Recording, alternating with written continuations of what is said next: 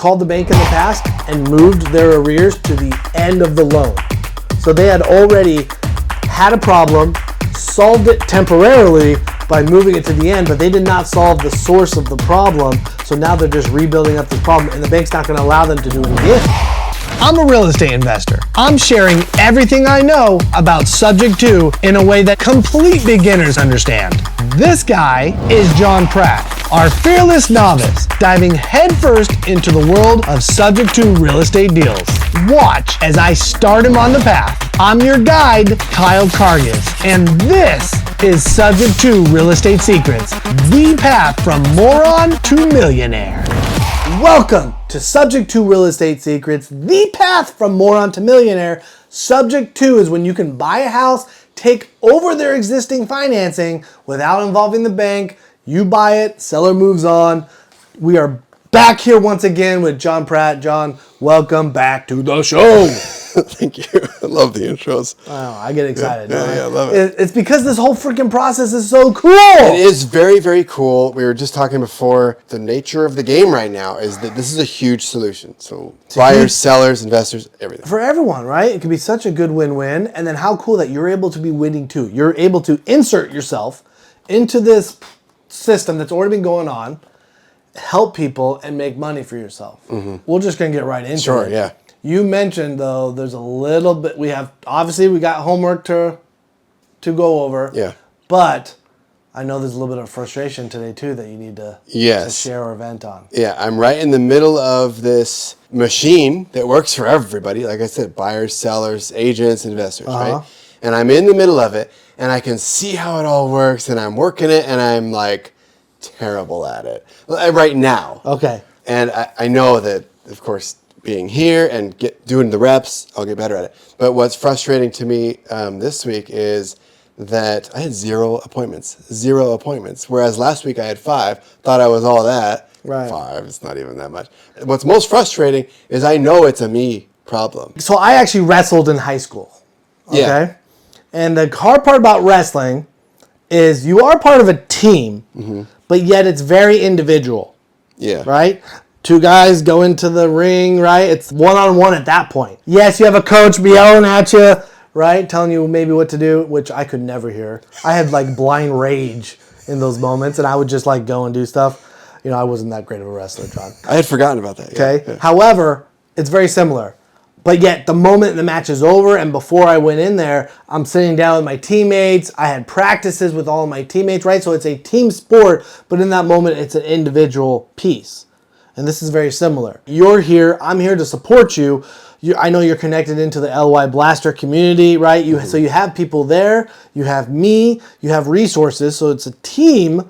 But yet, when you get on the phone, right, you are all alone in that moment. Yeah.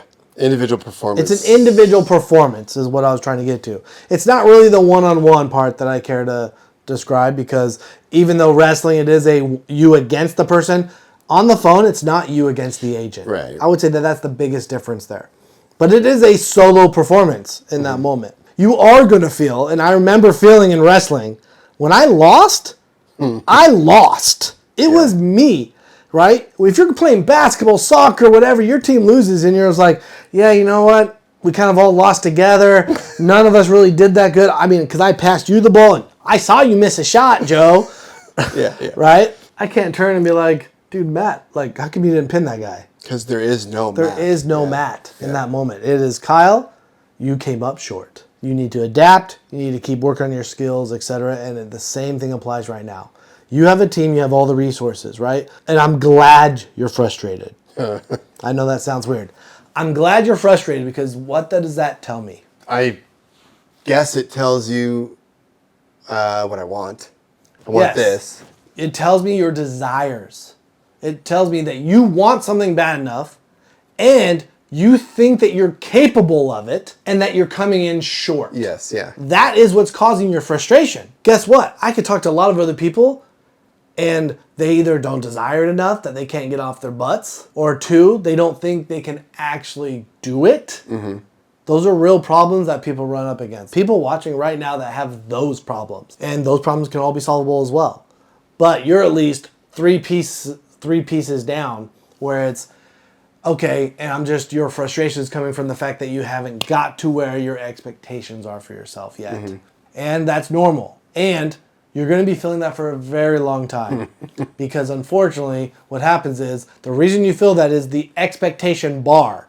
You set the expectation here and you're landing here. The wonderful but frustrating thing about life is that this bar goes up with your efforts, right? I can see that, yeah. And you occasionally bump into it or surpass it, and then you immediately, if you're good, You move it. you move it. It's the people that go over it and stop that never actually achieve their ultimate dream, right? That never make, complete financial freedom. They're like, oh, I got my one deal. They finally pushed up. They had set this bar for one deal and they went over.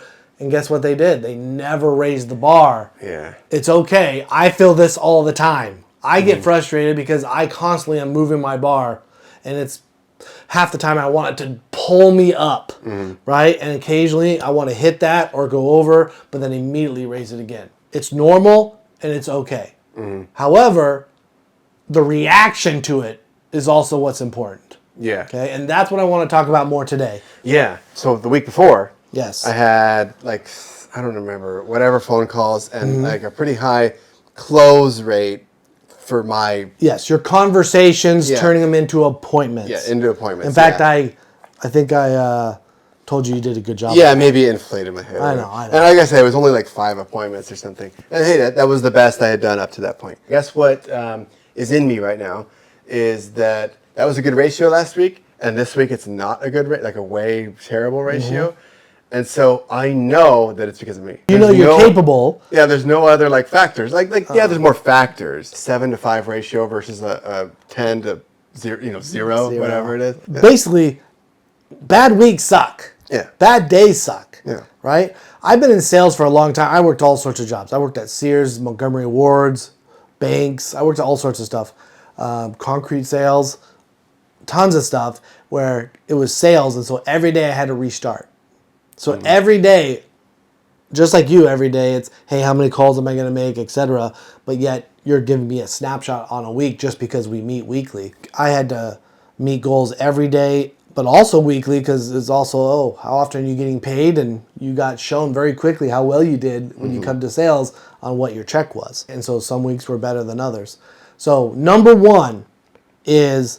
you're going to have ups and downs. And I know that you know that. I just think it's important that you internalize it and that everyone else knows it as well. It doesn't mean that you accept those 0 week and are happy about it and you're not going to do anything about it. That's not what I mean by it. It's just knowing that it does exist and that no matter how high you pull up this bar and how high you go, it's still going to be a wave even though it's upward, right? So, but it's knowing that and having a plan of when I have results that are subpar from where I want them to be, what do I do? And then you should have a plan in place. Try to get you out of a funk if you're in a funk, or you might not be in a funk. Sometimes it's just happenstance, right? I have the same exact conversation with my virtual assistants all the time. Ilaria, one of my virtual assistants, every day we go over how she did the day before. Her goal is to get 2.5 leads a day. Now she's working 8 hours a day. Every once in a while, like the other day, she got 0 for the first time in a while. And it's like, and she was so, all the numbers were poor on how long she talked on the phone and all this stuff. And I know how quality of a person she is. And we talk and we're like, okay, hey, that happens, right? No big deal. What's your reaction? She's like, oh my gosh. She's like, I got to get on the phone tomorrow. All she'd want to do is the work. Yeah, just get back to it, and she knows she's capable of it. The next 2 days, she got 6 leads the day after and 5 leads the day after that. And so it's like, why? Why did that happen? Because she got hungry and she went after it and she did the work. Sometimes it's causing yourself to do more work than that you would expect to require of you for the result that you want. Yeah. Right? If you overproduce, you're going to get yourself to reach a level that you need, right? That you can feel confident about yourself again, that you can feel that you've hit your expectation and use that as gasoline to move forward.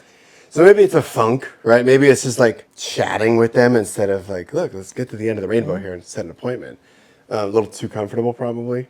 Could on be the any call. of that. And what's your problem this week? Or let's say in 3 weeks you have a similar problem again. It could be a slightly different thing. Because as you grow, you're going to be focusing on something and you're going to be getting better at that piece.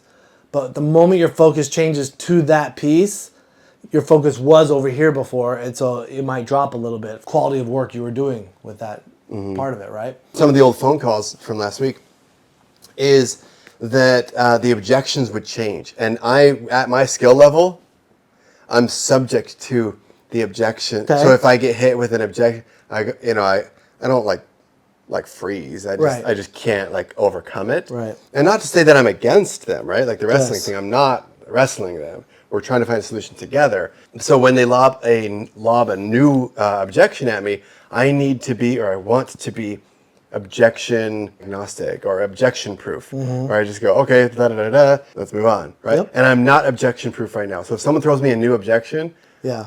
I'm like dead in the water on that Stonewalled. call. Yeah. Yeah. You're talking, but it's like, what do I say? What do I do? So I give up too easily at a new objection Got it. when they lob me a new one that I haven't heard of before. Now I would counter with saying, I don't know if you're giving up too easily, because it's not just raw force Yeah. that is going to overcome an objection, Sure. right? Even though I remember feeling that way and believing that way when I was first starting, right? Because it's not like, hey, once again, it's not you versus the agent. And that's what we tend to believe sometimes initially. And when it's pure raw force, that's what happens. Conversations can even get heated. This should be a good option for your seller. Yeah, fighting it, like, yeah. why are you not willing to present this? That's a horrible way to talk to somebody. Yeah. Right? But it's just raw energy and force. And sometimes I know with new people that can come out. It's good to have a plan. It's good to, last episode, we did some role play. So every time that you come across an objection that you don't know how to handle, I want you to write it down. The objection. The objection. Yeah. Okay? And then we need to talk about it and discuss it and role play about it. That's what you do. Yeah. Okay? Because then it gets into your head. So that's part of what you do. The other piece is, if you're getting a lot of objections, for some people it could be the filter. Are you calling people that don't even need your product?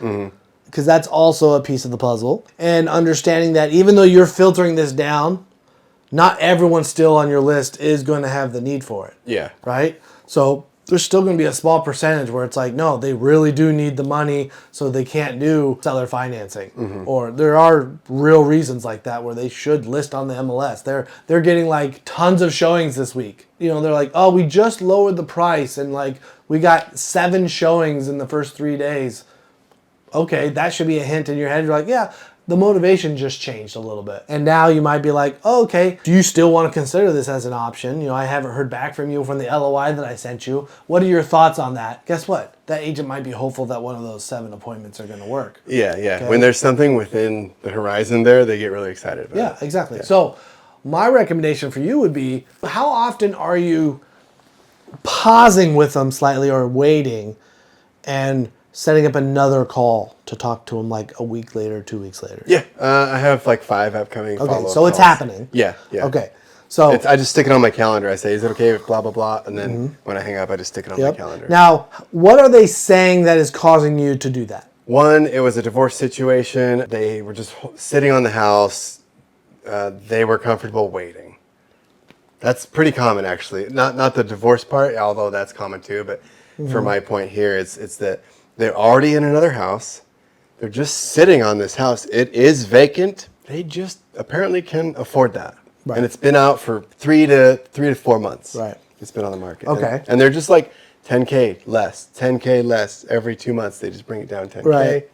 And they're just sort of crossing their fingers. Yep. And so some of them, even though you're filtering for low equity, sometimes they have more equity than we originally thought. Sometimes they do, yeah. And so then they have enough room in there to bring that down, because what causes the motivation, John? Low equity. Yeah. Low equity is Yeah. what causes motivation, which is why we're filtering for low equity. Yes, But yes. when you find someone that has more than just what we consider low, they're more hopeful. So now a lot of times, once again, you are trying to perfectly align motivation, right, and timing. When you get on the phone and when you reach out to them, you want to cross it right when the X is there. Yeah. Right? So in this case, you're calling and it's too early.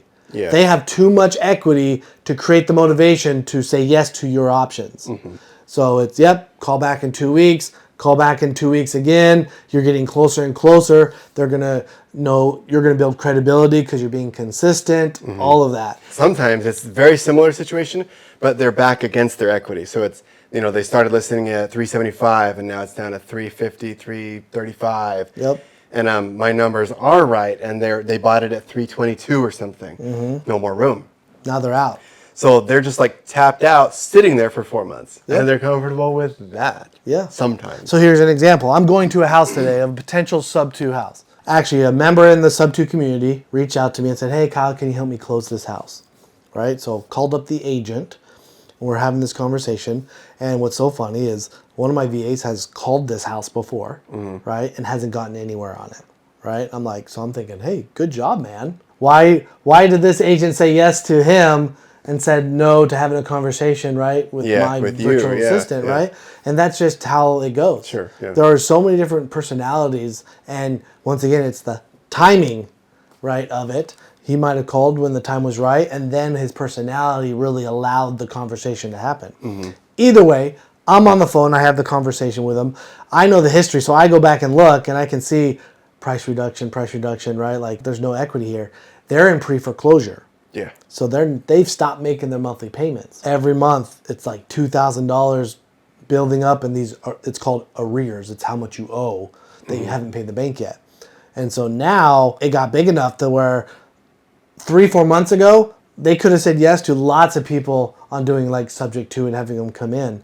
Now, the hard part is the arrears are so high, and they've already called the bank in the past and moved their arrears to the end of the loan.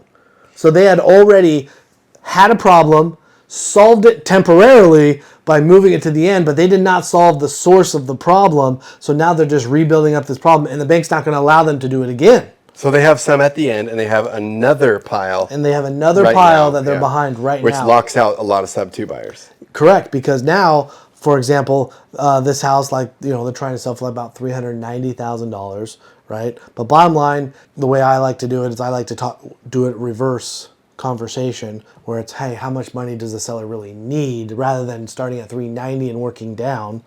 It's like, hey, what's the balance? And initially they wanted $10,000, right? And we're talking about it, so we got to get the agent paid. They wanted $10,000. Right now, I think they're like $8,000 in arrears. But then I look up at the statement, and that was like, okay, that included February's payment. And I know this might date us, but like, you have to think about these things when you're doing the math. It's almost time for the next month. Is the house going to close before the next payment's due? They're going to get another 2K. So another 2K has to go on, and most closings take at least 30 days, right? 4K. So it's another 4,000. So it's actually about 12,500 in arrears again. And I'm like, nope. So in our negotiations, we had to kind of go back and forth, and I have an offer out to them. I think they'll take it. They told me that they want to think about it tonight or last night, and then we'll get back on it today. I'm going to go out and look at that house today, and it's 2.99% interest. But so could be a great possibility, right? Great deal. He calls me out of the blue and tells me to kind of close it, right? And we should be closing on it. He was able to get that appointment. My virtual assistant was not able to get the appointment. So it's okay. Was there a skill set difference there? And this is what I think is getting you frustrated. Is you're like, okay, I know it's me. I got to get my skill set up. What other pieces could it be? And gosh dang it, how do I get more appointments this coming week? Am I hitting it pretty close? Or do you think it's something else? No, yeah. I was just thinking of another scenario too, which is, so I had that one, and then you had that scenario that's very similar, and it just depends on the timing, right? So all factors were the same except Glendale, Phoenix. It was the only difference. Okay. Glendale people were very open. Got 5 appointments. Yeah. Or whatever it was. Same parameters for Phoenix. They just seem, now I don't know, maybe I'm like inferring way too much here. I got 0 appointments out of that. And they seemed like overrun with LOIs. Oh, I got 50 of these a day. And he means 50 on that house. Good. Like crazy, you know? And so they were like, oh. So when they say that, what was your response? I don't remember. But I get it that they're angry. But like my general approach is, awesome, you have your choice. I don't know how I said it. But they have like their choice of investor at this point. Investor offer. The world is their oyster now if they know how to use it. Are you just having a really hard time out picking which one you want to go with?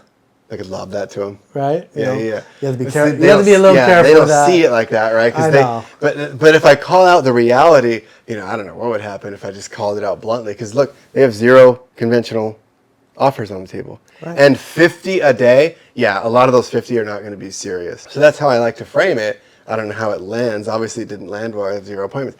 But the Glendale people didn't seem as overrun. Mm-hmm. Maybe sub 2 people are typing in Phoenix because that's all they know. They're from out of town. They don't know Glendale, right? So maybe Glendale agents don't get overrun. Yeah. I don't know. It could be was that. just a weird difference. Yeah. And so like sometimes it just happenstance too. Yeah. Right? It could also just be that the ones that you called this week were lower equity than even the Glendale ones.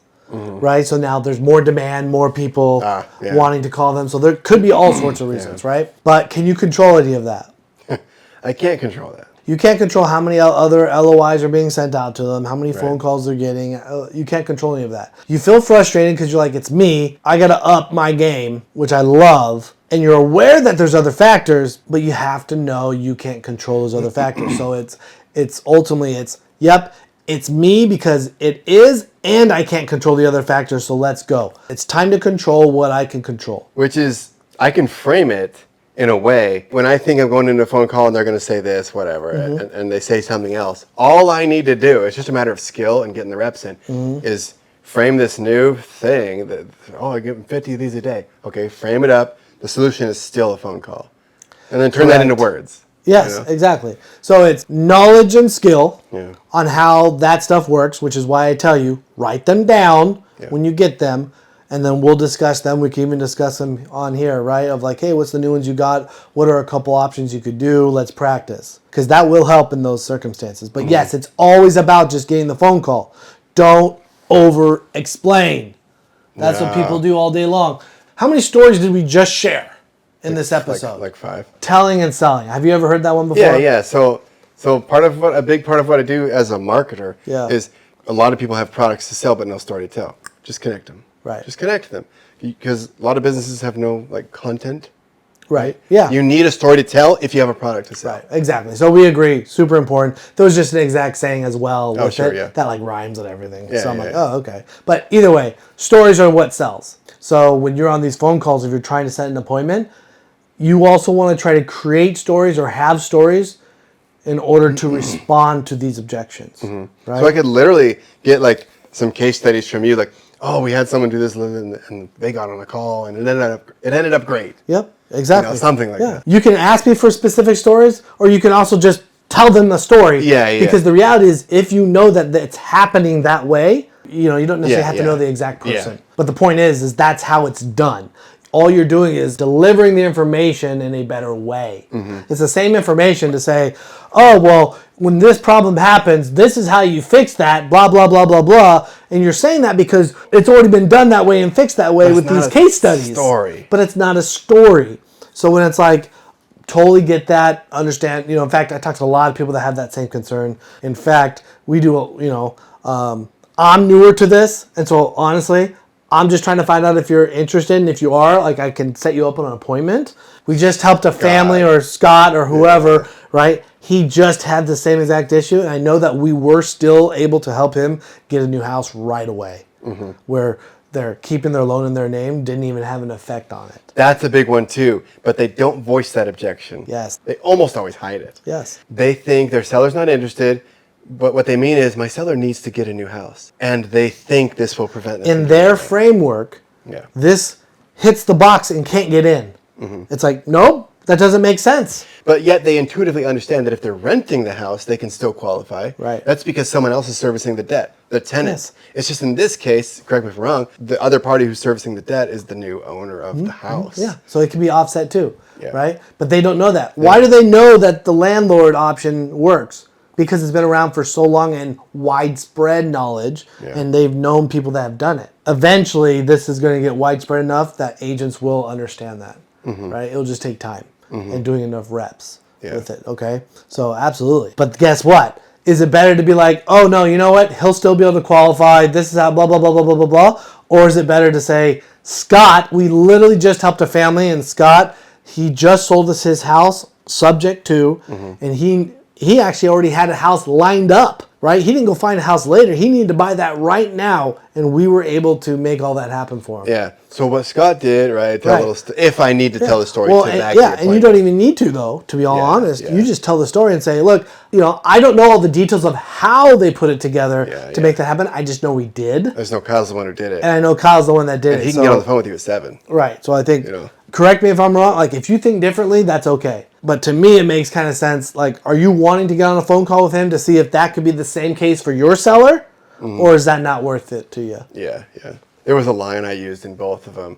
The Glendale one, I knew they were going to accept it. And I said, look, you can shoot me down on this, but I wanted to pitch you this idea, something like that. Take the pressure off every time. And they all took it.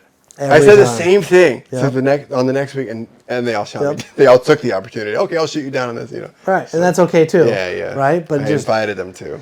Yeah, and I do it all the time. I was just briefly telling you, right? I have an agent. I built enough relationships over time. Agent calls me, right? House in South Carolina, and says, hey, I think this might be a good fit here. She's so excited and everything. I don't know anything about it. And she's like, hey, I told my sellers you could probably get on a call with them. I was like, okay, let's go. So we jump on a call. They're telling me, and they have half of their house, value of the house is equity. They have a lot of money into it, right? But at the end of the day, I didn't go in there trying to convince them saying, hey, this is what you should do, right? As I said, hey, your agent and me, we just wanted you to know what another option was, right? You guys can then take the information, think about it. If you guys think it's a good option for you, then let's talk about it more, right? I did it so relaxed that by the end of the conversation, and the seller's on the phone, and he's like, oh yeah, I'll send you our mortgage information, no problem. Like, let's take a look at it. I don't really say anything. The agent then calls me, a little bit later, is like, hey, so I'm sending you an email, go ahead and send them an email asking for the mortgage information so you can get it. And I was like, oh, okay. But what? I played it really chill and relaxed, right? Yeah. Over the night. The seller has already found the mortgage statement on their own without me asking for it, has already emailed it to me last night. Because on the call, I said that would be the next step, but the agent, of course, wants to create pressure, wants me just to ask for it to get it. The seller on their own, it's a great sign when the seller on their own just sends over a mortgage statement. So I now have that. And then this morning, the agent's already called. I haven't been able to talk to him yet.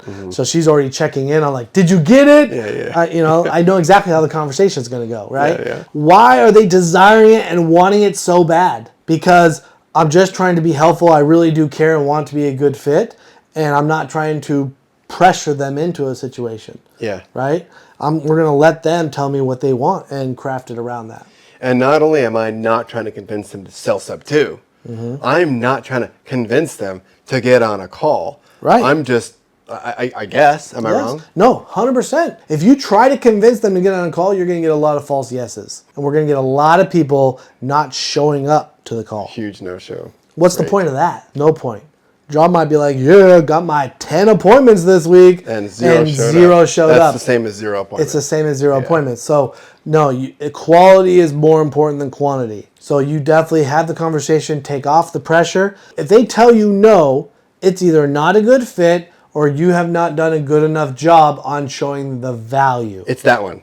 I know it's that one. Because the week before, I'm the only factor that changed here, week over week. Now, some of their situations could have changed. Yeah. There might be one of them. At large, I guess. Right, but at large, yeah. So, yes. So, it would be like, oh, have I said something a little bit different? Have I done this? And I wouldn't go too far into it. What I would just say is okay, I just want to get better. Yes, that. Right? Yeah. And how do you get better? Going through weeks like you just did and getting 0. Yeah. Going through weeks this week where you don't get 0. Yeah. Right? Yeah. See what I did there, John? Yeah, I see. Okay. Yeah. The value thing, that's what it is. Now I'm cognizant of the fact that I'm not trying to convince them of X, Y, Z. Definitely not the end of the rainbow, which is a close. How do I approach it then? Okay. What creates value? Yeah, what would create value to them? If you were an agent, John, and I was talking to you right now, and pretend you have a seller trying to sell their house, and I'm talking to you right now. What would you like to hear? Okay, so I'll just sort of guess. As an agent, I want more commissions and faster. Which can happen. Yes. With a agent investor relationship. Definitely. Right. That can happen. All they care about is what are they and their seller going to get. Yeah. But oftentimes, if I make it a me agent thing, they can, I don't know how, maybe this has happened maybe twice, where it's like, I haven't really earned that yet because they're loyal to their seller, right? And they should be. They're contractually loyal to their seller. Sure. If I frame it up from the beginning as, oh, the agent can benefit, they have it on their mind, well, what about the seller? And the reason is because they are flooded with, right, that their responsibility to their seller, right? And so agents ultimately do mostly care about their commissions, right? Yeah. Like, I get it. It doesn't mean they don't care about the seller. No, yeah. But they want to get paid. And when they don't get paid, they get frustrated. And all of a sudden, the house doesn't get sold. And all they're doing is they're now frustrated at this seller and they don't like the seller anymore because they've done all this work and never got paid. Obviously, the best of both worlds is everybody gets everything and everyone gets paid. So the only thing you can really get the seller, right, is getting them paid, possibly getting them paid more sometimes, getting them paid faster, which also benefits the seller, making it easy on them. Anything you could think of that could benefit the agent and benefit the seller. And then it's about how do you deliver that where they don't feel like you're just trying to do them a solid and screw the seller. Yeah, and exactly. Right? So like there is a certain way to deliver it, and that's what we can practice on, work on, things like that, right? Because that's how you provide value. Because that's what we're doing, is we're basically saying, your seller's trying to get $400,000 for this house, and no one is saying yes to that. I can get the seller their $400,000 for like a seller finance kind of thing. Right. I am the outlier here. Yeah. Nobody wants to do that. Affordability is a real problem, right? And I think sometimes we get on these calls and we start from oh, they're not really going to want this, and now you have to try to build yourself up when that's not how it should be. Okay. The way it should be is, I have an amazing opportunity for this person, and I think it's going to line up really well, right? Positive. Yeah. Right? And then once the agent starts putting information in is where you're evaluating on where they're at. Yeah, yeah. Right? Some people are shooting themselves in the foot. And I'm not saying you're shooting yourself in the foot by saying it's not for everyone, right? Yeah, you can say things like that. There's also a difference between saying it's not for everyone versus what I told this other family, right? Like, hey, so we have a great option. It's not for everyone, but neither is anything else. So we wanted to present you your option so you can decide what's the right fit for you. I didn't say one time that I think this is what you should do. And when people say it's not for everyone, that people say that by default when there's something kind of bad about it sometimes. Mm-hmm. And they're assuming that there's a big chunk of people that are not going to like it. Mm-hmm. So instead of saying that, this isn't for everyone, I like to say, look, I don't know if this is the right fit for you yet because I don't know the circumstance. So get on a call. Right, but it's an option. Yeah. Right? Versus we're not trying to convince them. So that's the biggest thing, right? And I've said this before to you. A lot of times when I'm asking, it's like, hey, so if we could get the seller their purchase price, which is a benefit to the seller, kind of close this quickly, get you paid, even though they have low equity, is that something that would interest your seller and that you'd want to talk to Kyle about? Yeah. That's in the most basic form. Mm-hmm. You're presenting benefits to them and then asking if they want to get on a call to learn more. Yeah. Right? Now, when agents come up to you and they've already been pitched it before, you can't just be as basic. Yeah. Because they understand the basic parts, but at least logically they kind of do. Some of them have been on 2 or 3 calls. Right, and they just with somebody else. So now you're like, okay, what other benefits? It's those benefits, but it's also the timing. Look, I don't know their situation. Like, based on what I saw, like, this could be a possibility. But it sounds like you've talked to them before. What was the issue before? Mm-hmm. Right? And then they tell you. And then if it's one of your 10 things you have listed that you got objections for that we've talked about, you try to do that. Mm-hmm. Right? Because now they thought they might have stopped there and Nixon said, not possible because they need to buy a new house. Mm-hmm. But now you have Scott's story. Yeah. And you say Scott's story and say, so if we could help your seller like Scott and they could buy a new house, would that be worth to find out if we can do that? And if so, like, should we get you on a call with Kyle?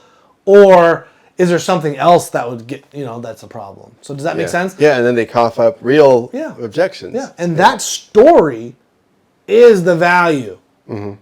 It taught the value, right? Because the value was that your seller can still buy another house. Yes. That was the value, but not just spoken, taught. Yes. Through the story. Yes. which is why I want you, your number one homework is to listen to the objections, write them down, and we're going to get you stories, okay? I want you to come up with some as well. Stories for those objections that teach it. Yeah. That's what you need. Outside of that, are you still calling enough people to get enough appointments? No. Okay. I need to up my So you need to volume. ramp it up. Yeah. Okay? So you know how to do it. We didn't actually go over your numbers today, and that's okay. But next episode, we'll go over the numbers, how many LOIs were sent, all of those things, because I think that's what the two pieces you could grow. I mean, why increase the numbers like crazy if you're heavily struggling with these objections and the stories? So that's your number one homework is the stories. But look into it and see, hey, how else can I get higher numbers? Can I get more LOIs being sent out? Can I get more, right? Am I calling everyone on the LOIs that were sent them, right? And qualifying them? And that's the thing. I'm sending way more LOIs than I can. More LOIs than I can follow up with. Oh, so then you don't need to send any more LOIs. If they reply back via email, I call them back. If they don't answer via email, I call them. If they whatever, and you're running out of time trying to call everyone back. Yeah, I can still up the volume. Always good to still up the call volumes, right? We've talked about that before as well, a little bit, right? Yeah. It's like cold versus warm versus a hot lead, right? Yeah. So we won't go into that anymore today. Okay. I think you got your homework. I think everybody else does. Get your objections answered by stories, guys. That's a wrap.